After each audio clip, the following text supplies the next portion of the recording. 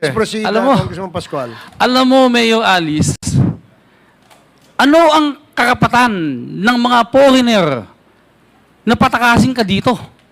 Ano kapangyarihan nila dito para itakas ka?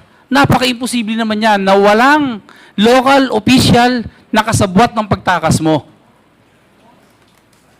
Your Honor, dahil wala naman po talagang ako nakausap para sa pag-alis po namin, kaya hindi rin po ako pwede mag-fabricate din po. Wala kang nakausap. Sino Wala ang po. kumausap sa mga local official dito? Your Honor, isang tao lang po kausap ko po, pero wala po akong kausap na any local po. Sino yung isang tao na yung nakausap mo, Mayor Alice?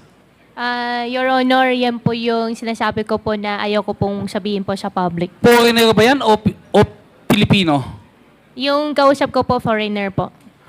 Eh, wala nga mangyayari pagkakaganyan. Okay, so we all agreed that we will not grant her an executive session. So unless there are other questions related to Pogo, you may continue, Congressman Pascual. Thank you, Mr. Chair. Mayor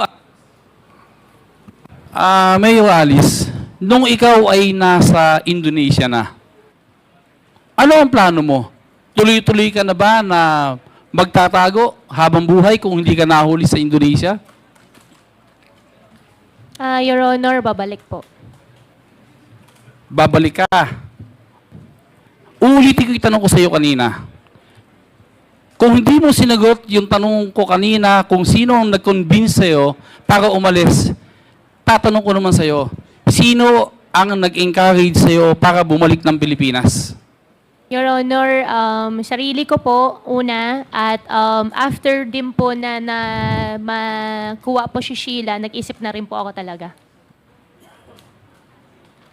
Alam mo, Mayor Alice, sa lahat ng tumakas, sa lahat ng nahuli na nagtatago, ikaw lang ang nakita ko na masayang masaya ka, nakangiti ka, relax na relax ka. Pwede bang sabihin mo sa amin anong tulay na reason, anong tulay na dahilan, bakit gano'n ang reaction na nakikita ng buong Pilipinas sa'yo?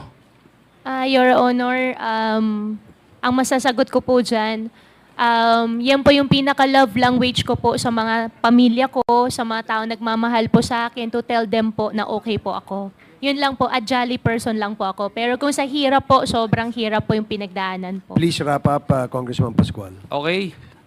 Thank you, Mr. Chair. Konti lang itatanong ko. Karamihan ng gusto kong itanong ay naitanong din sa kanya buhat kaninang umaga. Ang isang tanong ko sa iyo, Mayor Guo, sinabi mo kanina na undecided ka pa sa pagtakbo mo this coming local election. Kung ganon, may chance na lubaban ka uli ng mayor? Your Honor, sa ngayon po, hindi po yan, wala pa po akong naiisip about that po. Hindi mo kayang sagutin ngayon na ayaw mo na ng politika at hindi ka natatakbong mayor ng Bamban Tarlac? Your Honor, hindi ko pa yan iniisip po talaga. Okay. Thank you po, Your Honor. Huling tanong na lang. Kanino pa sinasabi na kaya hindi ka masagot dahil nasa korte na ang kaso? May tanong ako sa iyo. Ano yung kaso na nakasampa na sa iyo ngayon na nilabasan ka ng warrant of arrest? Meron na ba? Your Honor, meron po. I have 8 pending cases po in the court po ngayon. Ang nilabas po nila ngayon na for bail po ay ombudsman. Itatanong ko talaga sa iyo, ay bailable. Meron ka bang non-bailable case ngayon na nakasampa sa iyo? Meron din po. Non-bailable? Non-bailable po, DOJ, human trafficking po. Lumabas na ba ang decision? Hindi ko pa po nakuha po yung documents po doon sa So, isang hindi pa lawyer. lumalabas.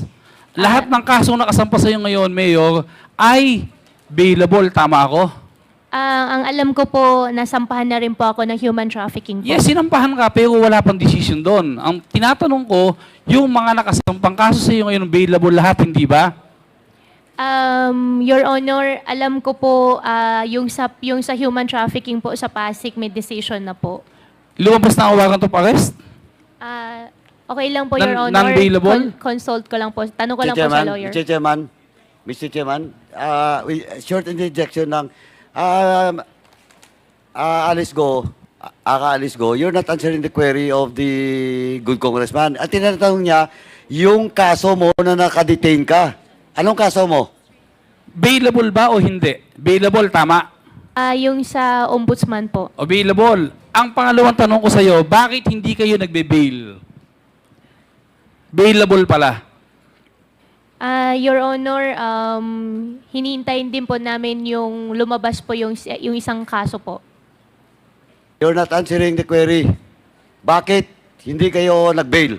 Magkano bang bail ban supposedly? Magkano? Mr. Chair, okay lang po. Tanong ko lang po sa lawyer. Tanungin mo, magkano bail ban, Po. Mr. Lawyer?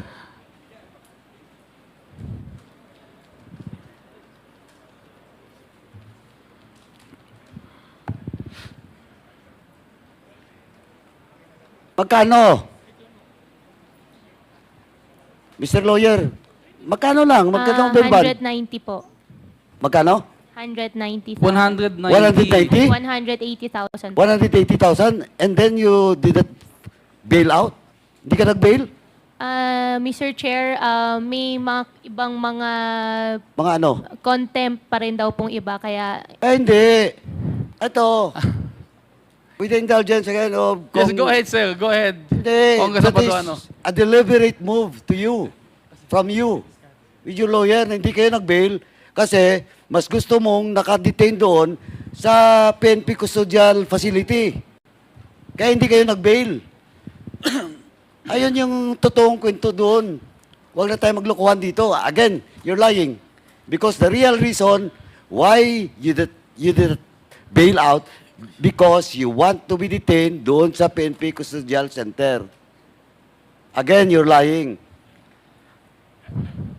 Oh. Di ba? Simpleng-simple. Aka-Alice Go, billions. Tapos hindi makapag-bail ng 180,000? Oh, you're fooling this country. You're fooling the Filipino people. And with that, Mr. Chairman, with the indulgence of Kong Doming, I move to cite Alice Go in contempt in violation of our Section 11, Paragraph C. There's So move, Mr. Chairman. Okay, there's a motion to cite Alice Go, Aka Go Waping in contempt for violating Section 11, Paragraph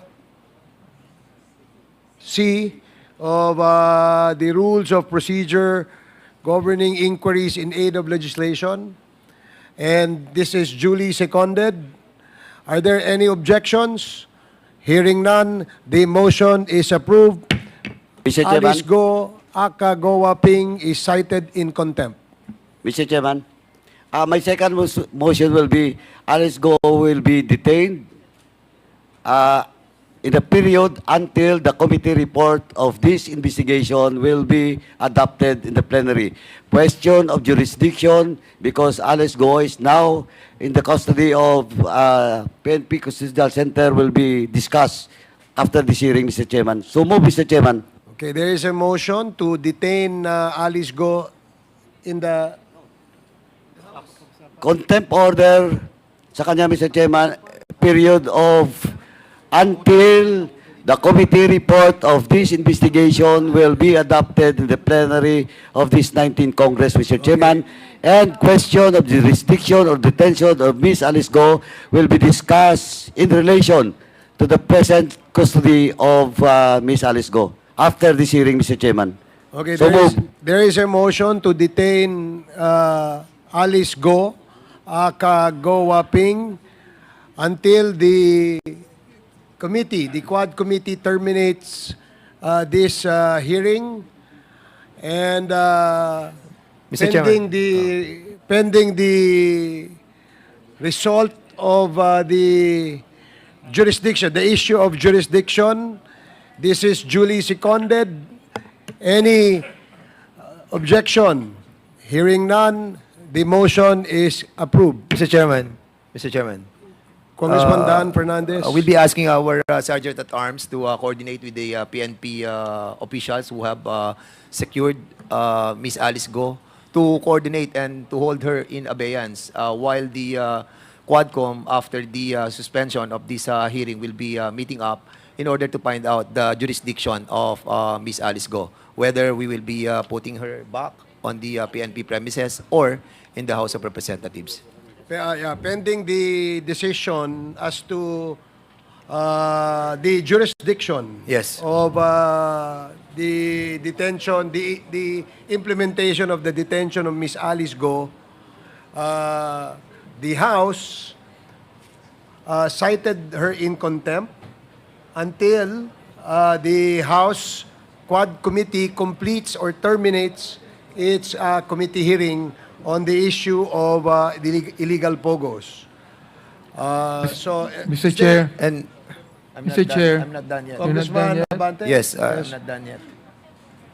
And also, Mr. Chairman, may we ask also the Sergeant at Arms to tell us how many more rooms are available for, if ever, that we will be deciding to put the jurisdiction of Miss Alice Go in our premises. Still, we have. And while waiting, Mr. Chairman, I'll be asking a while ago yung sa what do you call that, executive session that Miss Alice Go was asking. I'll be giving you a piece of paper, Miss Alice Go.